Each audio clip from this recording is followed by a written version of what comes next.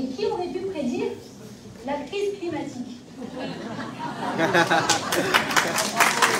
Cette phrase de Emmanuel Macron français est choquante quand on sait que dès la fin du XIXe siècle, des scientifiques alertaient sur l'élévation des températures. En 1972, il y a eu la première conférence de l'ONU sur l'environnement. On a les discours toujours aussi percutants de René Dumont, candidat à l'élection présidentielle de 1974 ou que plus récemment, en 2015, la France a accueilli la COP 21, ou qu'en novembre, Emmanuel Macron a assisté à la COP 27. Notre président n'écoute-t-il vraiment rien aux conférences auxquelles il est invité? Et si on revient à cette phrase d'Emmanuel Macron, le pire, c'est que ces vœux étaient enregistrés. Il n'y a donc personne dans la salle qui a osé lui dire « Attention Macron, je ne peux pas dire ça ». Ça fait penser à cette phrase attribuée à Marie-Antoinette. S'il n'en peut de pas, qu'il mange de la brioche. Et c'est ça le cœur du problème. Notre président est complètement déconnecté. Mais c'est vrai en fait. De quoi les Français se plaignent-ils?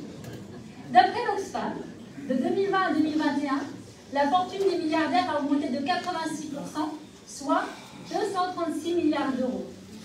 L'an dernier, le CAC 40 a versé plus de 80 milliards d'euros à ses actionnaires.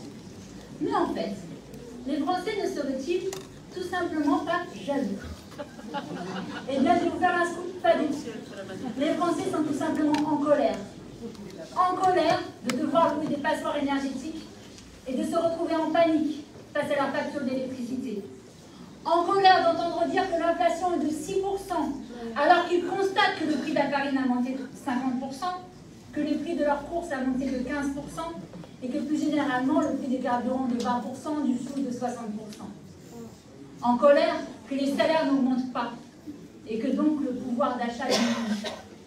En colère de devoir choisir entre la poursuite d'études ou travailler pour manger. En colère d'entendre dire, quand on veut leur faire croire qu'un uniforme à l'école réduirait les inégalités.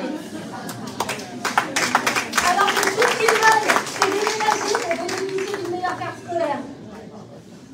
En colère quand on leur explique que peu importe les études sur l'espérance de vie en bonne santé, peu importe le taux de mortalité des plus pauvres, il faudra travailler plus.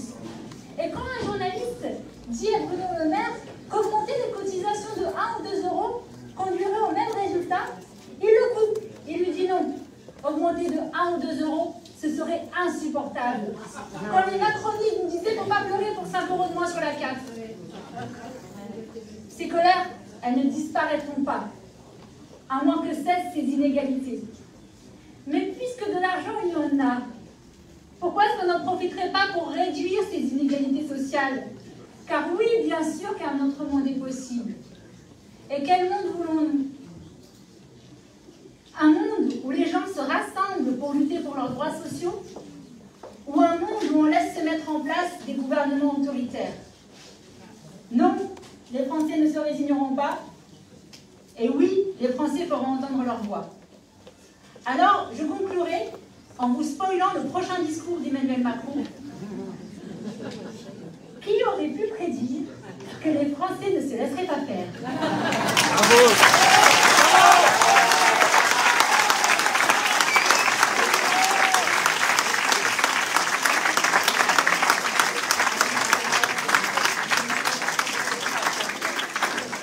Et à vous entendre, j'ai l'impression qu'on ne va pas se laisser faire.